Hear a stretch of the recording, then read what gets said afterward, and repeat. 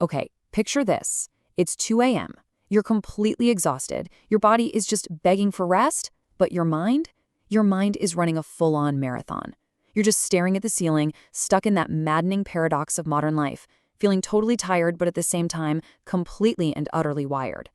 Today, we're going to dive deep into the science behind this nightly battle. Yeah? Does that sound familiar? I'm guessing for a lot of you, it really, really does. And, it's more than just a random bad night's sleep. It's a very specific feeling, a state where the off switch in your brain just feels broken, even though your body's battery ran out hours ago. And look, this isn't some rare thing. The numbers here are, well, they're staggering. According to the CDC, more than a third of adults in the US get less than the 7 hours of sleep they recommend. That's a huge chunk of the population just running on empty. And it gets worse. We're talking an estimated 50 to 70 million Americans with chronic ongoing sleep disorders. So this isn't about a few rough nights here and there. No, this is a massive public health crisis affecting tens of millions of people every single day. And this doesn't just hit us personally. The economic fallout from all this lost sleep is just astronomical. We're talking about an estimated $411 billion lost every single year in the US alone. That's from lost productivity, accidents, healthcare, you name it. Okay, so let's put a name to this feeling. Scientists actually call it the tired but wired phenotype. It's a state of what's called autonomic hyperarousal. Now, what does that mean in plain English? It means your body's emergency stress system, your whole fight or flight response, is basically stuck in the on position, even when all you want to do is sleep.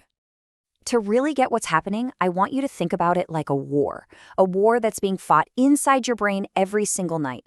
It's a complicated, two-sided conflict that's sabotaging your sleep from the inside out. See, it's not just one thing going wrong. It's a war on two fronts. On one side, you've got this aggressive attack from your stress systems, which are just in total overdrive, and at the exact same time, your natural sleep systems, your defenses, are completely breaking down. All right, let's look at that aggressive front first. The main bad guy here is something called the HPA axis.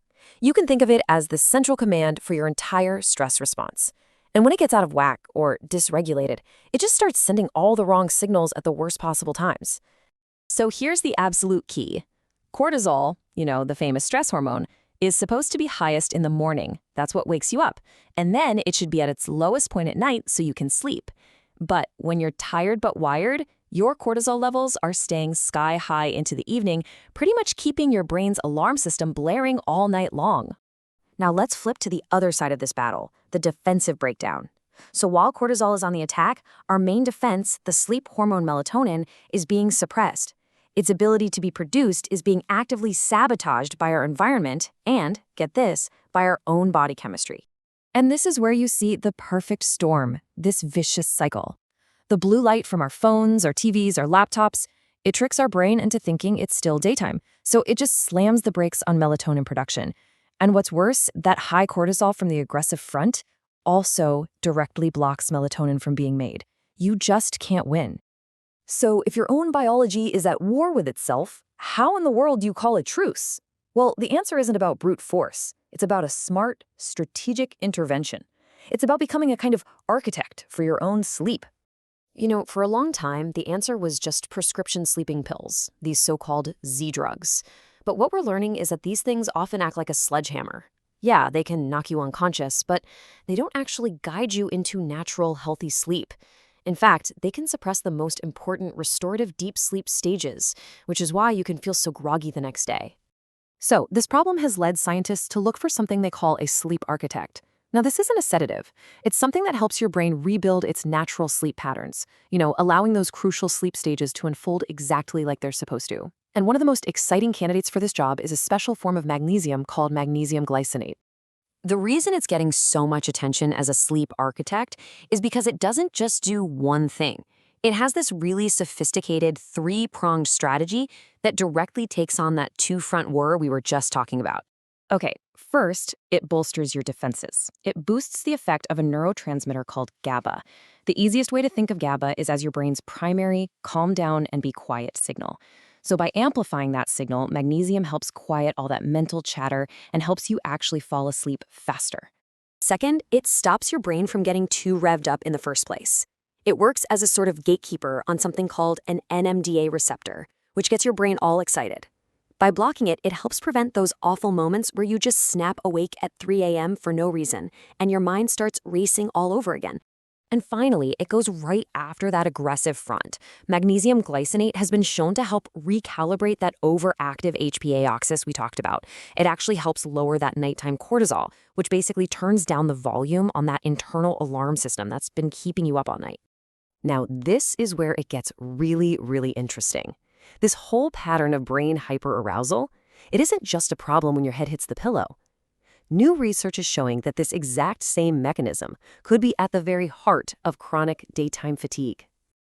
The midnight war doesn't stay confined to the night. The fallout, that feeling of dysregulation and brain fog, it spills right over into our waking hours. This exact mechanism of brain hyperarousal is now being looked at as a key feature in things like chronic fatigue syndrome and even long COVID.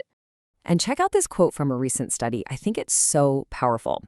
It says that chronic fatigue syndrome is about dysregulated brain coordination, not simple underperformance. It just confirms what so many people have felt for so long. This isn't about being lazy. It's about a real, measurable breakdown in how the brain is working. And this is the critical link. Brain imaging studies are finding the exact same kind of messed up brain connectivity in people with chronic fatigue and long COVID that we see in the tired but wired brain at night. It really points to a common root cause, a brain that is stuck in a state of chaos, high effort but low efficiency. So all of this leaves us with one last really crucial question. We spend so much time and money trying to manage our energy during the day, with caffeine, with stimulants, with whatever we can find. But what if that's completely the wrong way to look at it? What if the real battle for our focus, for our mood, for our daytime energy is actually won or lost in the quiet hours of the night before?